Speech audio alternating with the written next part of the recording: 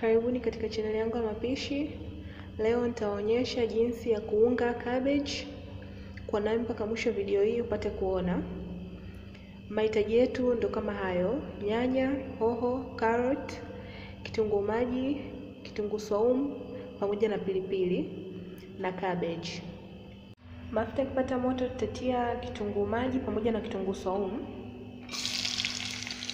Sio lazima kutumia kitunguu saumu, ila kama unapenda unaweza ukatia. Inaleta harufu nzuri kwenye chakula. Wakati vitunguu vinaendelea kuiva, tutatia chumvi. Chumvi inasaidia kuivisha vitunguu mapema. Kwa hiyo kama utapenda utatia, au unaweza pia ukatia ukitia nyanya.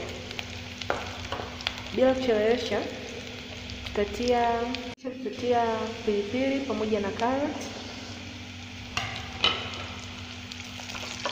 Ukiwa unapika cabbage, sio lazima vitunguu na vitu vingine viive kabisa. Kwa hiyo vitakuwa vinaiva kidogo tu, alafu tunatia vitu vingine. Wakati karoti zinaendelea kuiva, tutatia nyanya pamoja na hoho kwa pamoja.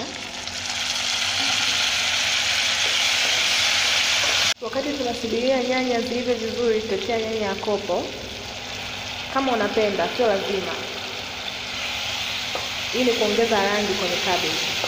Nyanya zikishaiva vizuri, tutakuwa tunatia cabbage kidogo kidogo, kisha tutakuwa tunachanganya.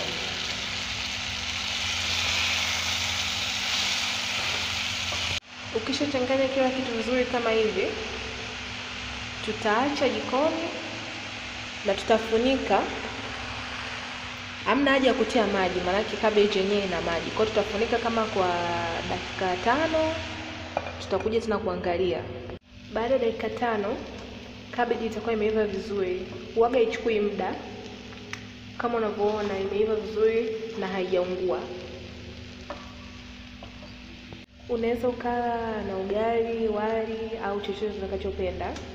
Kama unapenda recipe hii, usahau ku like, comment, subscribe na kushare kwenye channel yangu. Tukutane tena kwenye video inayokuja.